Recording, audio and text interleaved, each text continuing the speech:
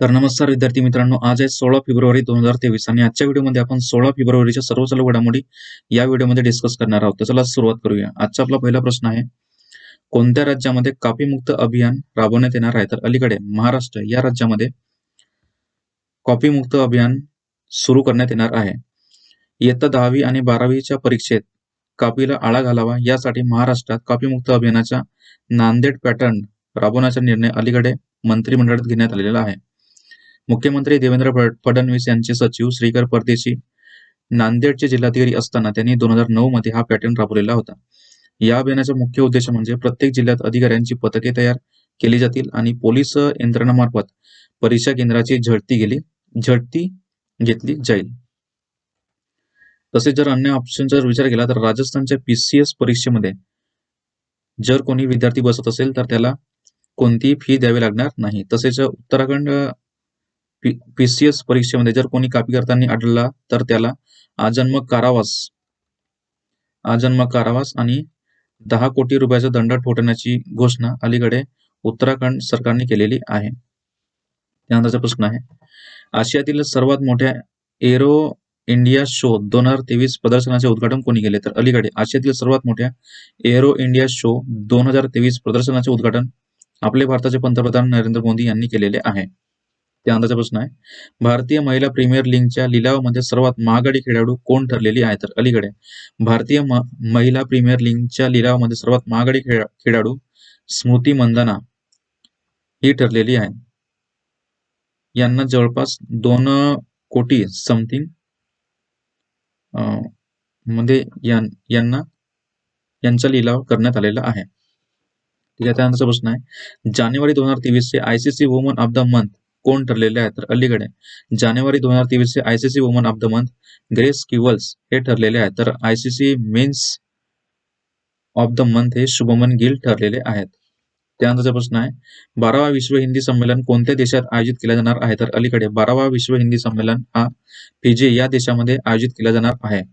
हिंदीविषयी जगामध्ये जनजागृती करण्यात यावी यासाठी हे संमेलन आयोजित करण्यात येते. हा संमेलन 12 ते 17 फेब्रुवारी पर्यंत चालणार आहे. तर विश्व हिंदी संमेलन हा 10 जानेवारीला साजरा करण्यात येतो, तर राष्ट्रीय हिंदी संमेलन हा 14 सप्टेंबरला साजरा करण्यात येतो. त्यानंतर प्रश्न आहे, सौदी अरेबियाने कोणत्या महिलेला अंतराळ यात्री म्हणून घोषित केलेले आहे? तर अलीकडे रियाना बरवानी या महिलेला सौदी अरेबियाने अंतराळ यात्री म्हणून घोषित केलेले आहे. सौदी अरेबिया अंतराळ आयोगाने मिशन स्पेशालिस्ट म्हणून एक्सॉन मिशन 2 साठी यांची निवड करण्यात आलेली आहे.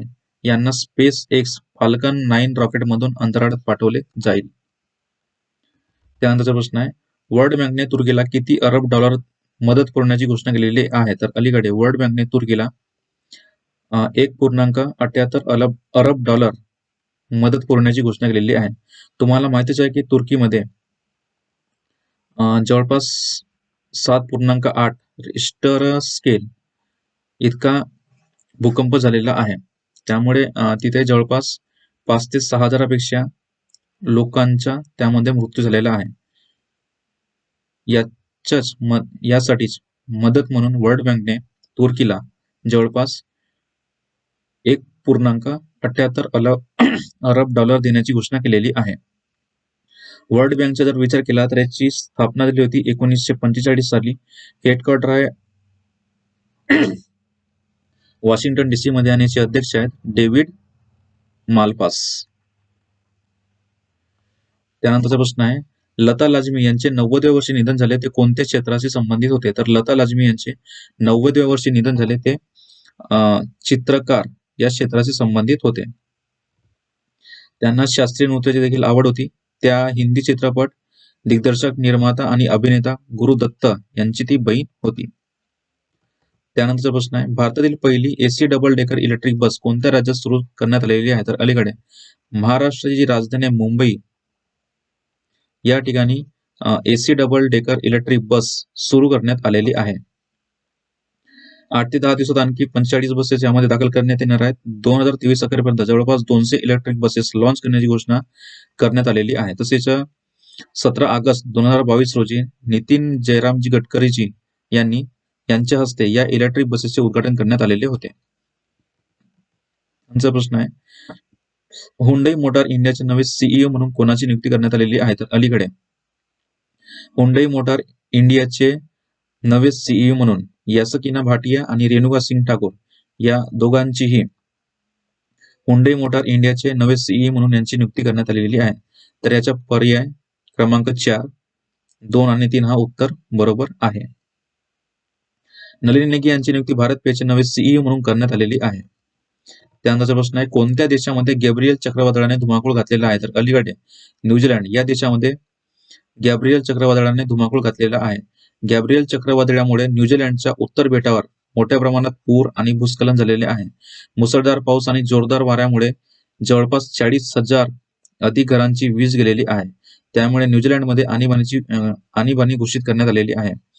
ख्रिस्टचर्च मधील भूकंप आणि कोविड-19 नंतर आता तिसरी राष्ट्रीय आणीबाणी घोषित करण्यात आलेली आहे. न्यूझीलंडचा जर विचार केला तर राजधानी आहे वेलिंग्टन, करन्सी आहे न्यूझीलंडी डॉलर. ठीक आहे.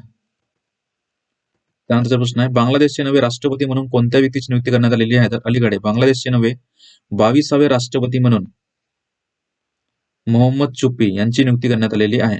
बांगलादेशचा जर विचार केला तर राजधानी आहे ढाका, करन्सी आहे टका, प्राईम मिनिस्टर आहेत शेख हसीना आणि भारत आणि बांगलादेश दरम्यान संपर्क ही एक्सरसाइज होते.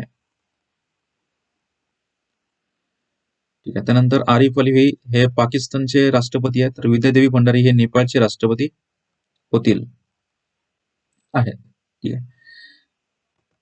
हे होते आजचे दिवसाचे महत्वाचे प्रश्न. कालचे मी तुम्हाला प्रश्न विचारला होता की कोणत्या राज्याचे राज्यपाल केशरीनाथ त्रिपाठी यांचे निधन झालेले आहे? तर याचा राईट आन्सर आहे पश्चिम बंगाल. आज तुमच्यासाठी प्रश्न आहे, कोणत्या व्यक्तीला युनेस्को शांती पुरस्काराने सन्मानित करण्यात आलेले आहे? तर याचा राईट आन्सर तुम्हाला कमेंट बॉक्समध्ये द्यायचा आहे. व्हिडिओ जर आवडला असेल तर लाईक करा, शेअर करा आणि सबस्क्राईब करायला विसरू नका. आजच्यासाठी एवढंच. खूप खूप धन्यवाद.